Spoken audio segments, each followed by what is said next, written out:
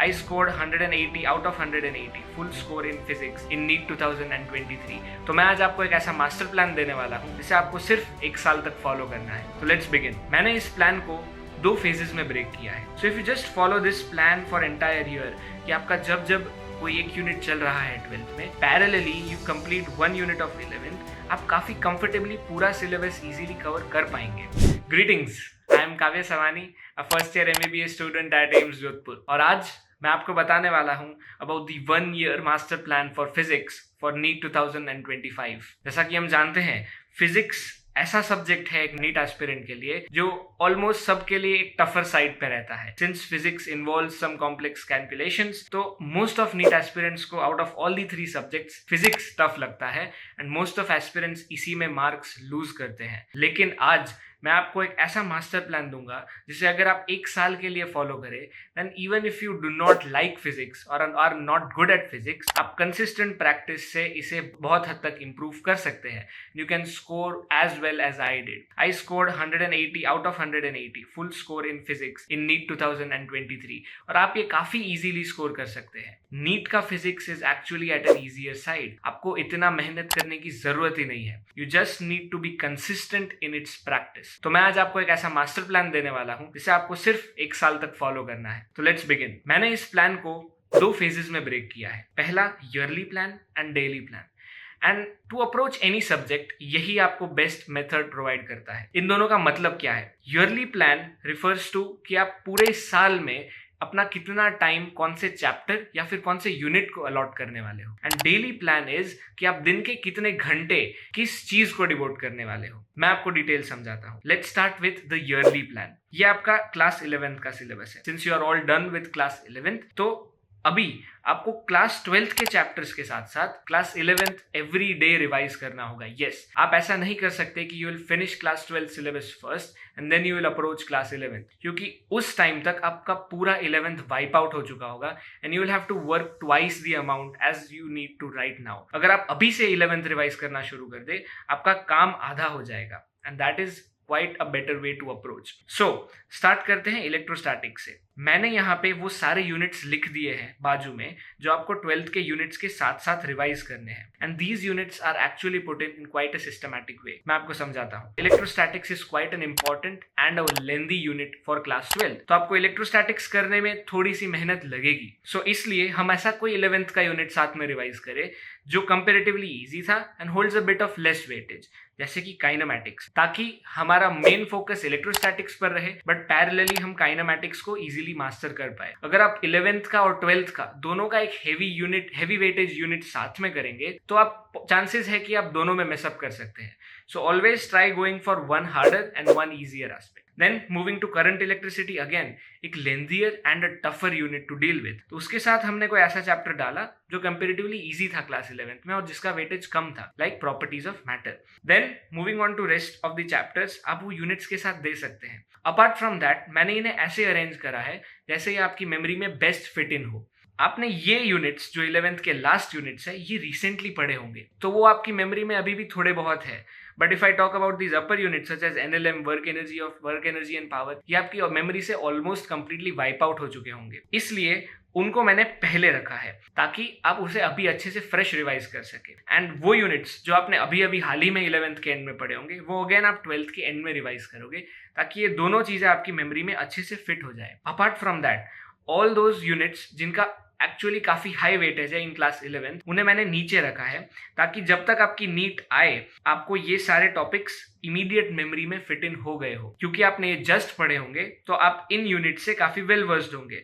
Chapter such as rotation, thermodynamics, ये काफी heavy weightage hold करते हैं नीट में, तो इन यूनिट्स को मैंने नीचे की तरफ रखा है। So if you just follow this plan for entire year, कि आपका जब कोई एक यूनिट चल रहा है 12th में, parallelly you complete 1 unit of 11th, आप काफी कंफर्टेबली पूरा सिलेबस इजीली कवर कर पाएंगे। This is a better way to approach than to कि अगर आप 12th पहले खत्म करें एंड देन 11th। अभी इन्हें मैंने यूनिट्स तो लिख दिए, बट हर दिन आपको अपने वर्क रूटीन में कैसे इन्हें फॉलो करना है, that is what daily plan is all about. आपको पता तो चल गया कि कौन से यूनिट के साथ मुझे और कौन सा यूनिट रिवाइज करना है, बट उस यूनिट को अप्रोच कैसे करें ये चीज आप समझोगे डेली प्लान में। Let's move on to the daily plan. Now assuming कि आपका ideal self study time 8 to 10 hours होना चाहिए. If it is 6 to 8 hours it's fine, but assuming 8 hours of study time, I would suggest कि आप physics को 4 घंटे daily दे. If physics is your weaker subject as was mine, आप at least 50% of time अपना physics को devote कर सकते हैं. Subject such as biology and chemistry are more of memorize based, तो अगर आप उन्हें 2 घंटे भी दे per day, if you start remembering facts and कुछ दिन थोड़ा सा ज्यादा टाइम दे, देन आई गेस उनमें इतना टाइम देने की जरूरत नहीं पड़ती. But physics as we all know requires practice, lots and lots of practice. उसे थोड़ा ज्यादा टाइम देना तो बनता है. तो 4 आवर्स डेली के हिसाब से अगर मैं 4 आवर्स को डिस्ट्रीब्यूट करूं, आपको अपना हर दिन 3 घंटा क्लास 12th को देना है and 1 hour you have to devote it to class 11th. Yes, each and every day आपको 1 घंटा एटलीस्ट क्लास 11th को डिवोट करना ही होगा, क्योंकि नीट में class 11th and class 12th hold equal weightage. Apart from that मैं आपको एक फैक्ट बताता हूँ कि क्लास 12th आपका तब भी रिवाइज होगा when you will appear for your board exams. हमें सबको पता है कि जब आपके बोर्ड एग्जाम्स अप्रोच होंगे, हमारा प्राइम फोकस होता है क्लास 12th का सिलेबस. इसलिए class 12th most of aspirants काफी अच्छे से डील कर लेते हैं, बट दे फॉरगेट कि नीट में क्लास 11th का इक्वल वेटेज है. उसके लिए हमें एवरी डे 1 hour डिवोट करना है क्लास 11 को. It's just 1 hour of your time, but ये आपको अपने आने वाली काफी पैनिक से बचाएगा. अगर आप दिसंबर में आके ये रियलाइज करते हैं कि आपका पूरा क्लास 11th का सिलेबस बचा है, तो आपको 1 साल का सिलेबस कंप्लीट करने के लिए महज 4 से 5 महीने मिलते हैं. That is not a sufficient time. आप उस टाइम पे पैनिक कर जाओगे, it will be a lot of stress. उससे अच्छा अगर आप रोज कंसिस्टेंटली 1 घंटा क्लास 11th को दे, will be quite comfortable with the subject. अब क्लास 12th को आपको जो 3 घंटे देने हैं, उसे भी मैंने स्प्लिट करा है 2+1 में. वी नो कि फिजिक्स 2 चीजों से बनी है, concept and practice, and both are equally important. तो कोई ऐसा चैप्टर है जिसमें आपको लगता है कि कंसेप्ट वेटेज ज्यादा है, आई वुड सजेस्ट आप 2 hours कंसेप्ट को दे एंड 1 hour प्रैक्टिस को दे. कोई भी चैप्टर जिसे आप हर दिन पढ़ रहे हैं, उसे 2 hours कंसेप्ट समझने को डिवोट करे, उसके एग्जाम्पल्स सॉल्व करे, उसके इलस्ट्रेशन सॉल्व करे, एंड 1 hour सेल्फ प्रैक्टिस करे, एमसीक्यूज प्रैक्टिस करे जो उनसे अलग थे जो क्लास में करवाए गए. एंड क्लास 11th की अगर मैं बात करूं, जो आप 1 घंटा उसे दे रहे हैं, यू कैन ऑल्टरनेट. मतलब कुछ चैप्टर्स ऐसे होंगे जिनमें प्रैक्टिस ज़्यादा रिक्वायर्ड होगी आपको, और कुछ चैप्टर्स ऐसे होंगे जिनमें आपको कंसेप्चुअल नॉलेज की ज़्यादा रिक्वायरमेंट होगी. सिंस ये चैप्टर्स आपने पहले से पढ़ रखे हैं, आपको ज़्यादा आइडिया होगा कि कौन से चैप्टर में आपको प्रैक्टिस की ज़रूरत है या फिर कौन सा चैप्टर आपको from the root conceptually pick up करना है. तो आप उस हिसाब से अपने डेज को एडजस्ट कर सकते हैं. अगर आपको लगता है कोई ऐसा चैप्टर था जो आपको फंडामेंटली समझ ही नहीं आया था, फॉर एग्जाम्पल रोटेशन है, तो फिर आप रोटेशन को कंसेप्चुअल टाइम ज़्यादा दे सकते हैं. बट यस, एक चीज याद रखिएगा, आप कितना भी कंसेप्चुअल टाइम एक चैप्टर को दे, विदाउट प्रैक्टिस आप उस चैप्टर को मास्टर नहीं कर पाएंगे. Practice is a must for physics. आप कोई भी चैप्टर पकड़े, उसे एटलीस्ट 1 hour ऑफ प्रैक्टिस दे ही दे, क्योंकि वो प्रैक्टिस के बिना वो चीज आपके दिमाग में बैठेगी नहीं. फिजिक्स में practice practice and practice, right. तो ये थी आपकी 3+1 स्ट्रैटेजी. जब आप 3 घंटे क्लास 12th को देंगे एंड 1 hour क्लास 11th को डिनोट करेंगे. ये चीज़ याद रखिएगा, इस चीज़ में कामचोरी नहीं चलेगी. अगर आप कभी ये सोच ले कि नहीं क्लास 11th को इस टाइम पे टाइम देने का कोई मतलब नहीं है, तो आपको वो चीज़ पाइल अप हो जाएगी. If you start leaving units, अगर आपको ऐसा लगेगा कि ये यूनिट मुझे आता था तो इसमें टाइम देने की ज़रूरत नहीं है, वो यूनिट आप नीट तक भूल जाओगे. इट्स नॉट कि आपको कल नीट देनी है, we still have 1 entire year.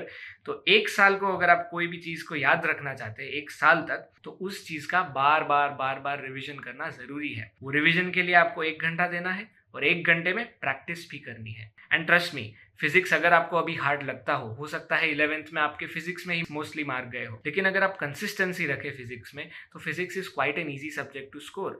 NEET के दिन आप जब पेपर सॉल्व करने बैठोगे, अगर आपने रेगुलरली प्रैक्टिस करी है, तो आई कैन अश्योर यू कि 80% ऑफ क्वेश्चंस तो आपने पहले से देख रखे होंगे. आपको पेन उठाने की भी जरूरत नहीं पड़ेगी, आपको ऑप्शंस देख के आइडिया आ जाएगा कि इसका आंसर क्या होगा. सिर्फ फॉर्मेलिटी के लिए पेन उठा के आप सॉल्व कर सकते हैं, but you need consistent practice for that. सब ठीक हो जाएगा. नीट 2025 में हमारा टारगेट होना चाहिए फिजिक्स में 180 आउट ऑफ 180 स्कोर करना. क्योंकि फिजिक्स में अगर आप फुल मार्क स्कोर कर देते हैं, आपका कॉन्फिडेंस इतना बूस्टअप हो जाता है कि केमिस्ट्री एंड बायो तो आप इजीली कर लेंगे. So all the very best.